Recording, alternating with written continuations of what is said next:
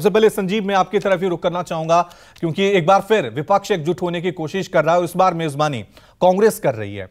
तो जो पिछली बैठक हुई थी 23 जून को और इस बार जो बैठक होने जा रही है, क्या यह माने कि यह बैठक बहुत अहम है विपक्षी एकजुटता को लेकर? क्योंकि पिछली बार यह तो दिखा दिया था कि हम मिलकर लड़ने वाले हैं, हम एक साथ हैं, लेकिन किन शर्तों पर, किन पॉइंट्स पे सहमति बनेगी, फॉर्मूला क्या होगा 2024 को लेकर, यह इस बैठक में तय होगा। तो कितनी महत्वपूर्ण है यह बैठक और बैठक को लेकर क्या अपडेट आपके पास?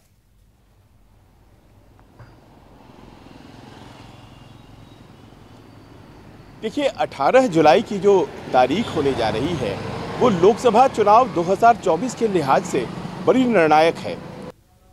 18 जुलाई वो दिन होगा, जैसा कि आपने भी बताया, कि देश के दो बड़े शहरों में दो बड़े गठबंधन एक साथ बैठेंगे और तय करेंगे कि दोनों गठबंधन एक दूसरे के लिए कितने सैक्रिफाइस कर सकते हैं, क्योंकि दरअसल चुनाव इन्हीं गठबंधनों के बीच होना है। भारत एक मल्टी पार्टी डेमोक्रेसी है रवि, लेकिन ये जो चुनाव होने जा रहा है ये दो पक्षों के बीच हो रहा है। जैसा कि अमेरिका में रिपब्लिकन्स और डेमोक्रेट्स लड़ते हैं और कंजर्वेटिव्स और लेबर पार्टी यूके में लड़ती है, क्या कि ये उस तरह का कोई चुनाव होने जा रहा है? 2024 का चुनाव आखिरकार मोदी विरोधियों के बीच और मोदी समर्थकों के बीच का चुनाव है क्या? ये उस दिन तय होने वाला है। जाहिर है कि ये अपने आप में बहुत निर्णायक है।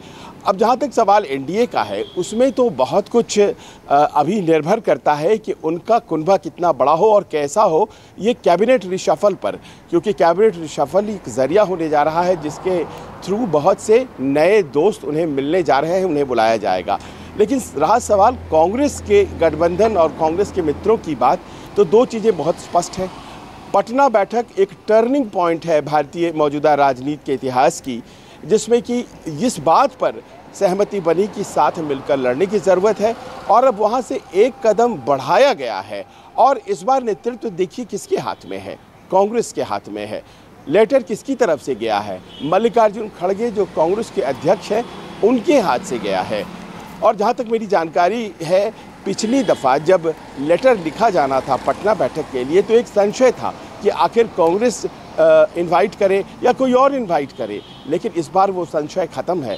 इस बार कांग्रेस इनवाइट कर रही है, क्योंकि बहुत से दलों को पिछली दफ़ा ये एक रिजर्वेशन था कि कांग्रेस क्यों इनवाइट करे और इसीलिए नीतीश बाबू ने इनवाइट किया था।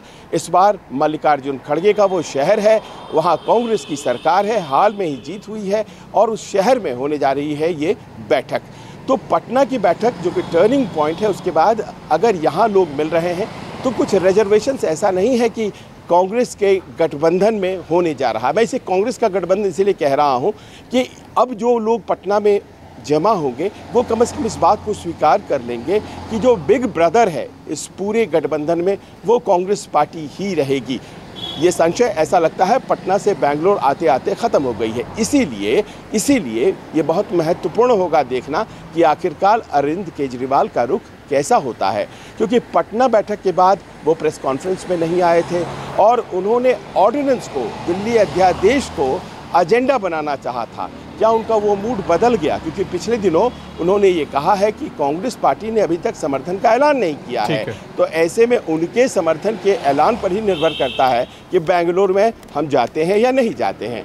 वहीं दूसरी तरफ अखिलेश यादव ने कह दिया है कि हर गठबंधन आपको ताकतवर बनाता हो ऐसा नहीं है, वो दूध का जला छाछ भी फूंक फूंक कर पीता है, उन्हें पिछले कई गठबंधनों से लाभ नहीं हुआ है। तो ये तमाम जो है एक भ्रांतियां हैं जिसको कि क्लियर करना है और कांग्रेस को इस ऑपोजिशन की बैठक में रवि, और ख़ास तौर पर अब जबकि पंचायत इलेक्शन ख़त्म हो चुके हैं, टीएमसी किस तरह से कांग्रेस और सीपीएम को स्वीकार करती है या फिर कांग्रेस और सीपीएम कैसे टीएमसी को बंगाल में स्वीकार करते हैं, क्या गठबंधन हो पाता है, ये सारी बातें होंगी। और साथ ही साथ किस तरह से लैंड फॉर जॉब में संघर्ष करते हुए आरजेडी के प्रथम परिवार लालू यादव और तेजस्वी यादव वो कैसे कंट्रीब्यूट करते हैं और क्या उनके लिए भी कोई मदद मिल पाती है, ये तमाम ऐसे मुद्दे होंगे जो कि सामने होंगे आज की तारीख में जब बेंगलुरु में ये बैठक होने जा रही है। लेकिन सबसे बड़ा जो अचीवमेंट है वो ये तो है ही कि ऑपोजिशन भारतीय जनता पार्टी जितने बड़े समूह के खिलाफ